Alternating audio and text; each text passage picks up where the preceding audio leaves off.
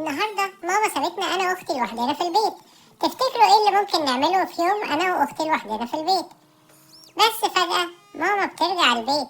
هي بترجع وهي متضايقة على الاخر. بتلاقي البيت طبعا حالته صعبة جدا. اختي كانت بتلعب بالكورة وانا كنت قاعد باكل في كل حتة. ماما زعقت لنا جامد قوي وقالت لنا ما ينفعش اسيبكوا شوية في البيت تبقوا مهملين كده. اختي سابت البيت ومشيت. انا طلعت اجري وراها واقول لها ما ينفعش تعملي كده. فجأة كان في عربية هتخبطنا. العربية قالت لنا انتوا كويسين؟ الحمد لله انكم كويسين. والعربية بعد كده خدت بعضها ومشيت. بس نسيت علبة كبيرة قوي. يا ترى العلبة دي فيها ايه؟ ايه ده فيها روبوت على شكل قبل. ايه ده؟ دي ماما ما عمرها ما عملتنا كويس. اكيد الروبوت ده هيعملنا احسن من ماما. ايه ده؟ البيت بقى تحفة.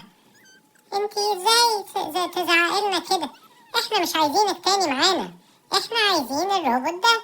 الروبوت دايما هيسمع كلامنا وهياخد باله مننا احسن من اي حد. احنا كنا فرحانين ان الروبوت معانا وان ماما مش معانا. كان بيعمل لنا اكل وكان بيعمل لنا لعب وكان بيعمل كل حاجة كويسة معانا. يسيبنا نرمي كل حاجة في الارض عشان هو بينضف ورانا وبيرقص لنا كمان. ده احلى حاجة ان الروبوت معانا. احنا مبسوطين قوي. ايه ده بيعمل ايه؟ ده عايز يضربنا. الحقونا، انتي بتضربينا اكتر من ماما كانت بتعمل لنا.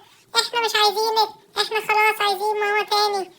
احنا هنعرف ناخد بالنا من نفسنا. ايه ده؟ ماما جت في اخر لحظة وانقذتنا من الروبوت. احنا كمان ضربنا الروبوت بس الروبوت صحي تاني وبقى عايز يضربنا كلنا وعايز يضرب ماما. احنا دلوقتي عرفنا فايدة الام وعرفنا ان احنا عمرنا ما نقدر نستغنى عن ماما. بس هنخلصها كمان من ضرب الروبوت. احنا جبنا مية دلقناها على الروبوت فالروبوت اتدمر ومبقاش عارف يتحرك. يا ماما انتي كويسة؟ احنا عمرنا ما هنعمل فيكي كده تاني. ممكن تفضلي معانا وناخد بالنا من بعض. وفكرنا نعمل ايه بقى ممكن لماما عشان هي بتاخد بالها مننا طول الوقت. هي جت ما لقيتناش افتكرتنا هربنا من البيت. بس دي مش حقيقة. احنا رحنا نجيب لها هدية. ماما ممكن تشوفي الهدية دي؟ ايه رأيك في اللبس الجميل ده؟ ومن هنا حياتنا بقت سعيدة وعشنا في عيشة سعيدة مع ماما.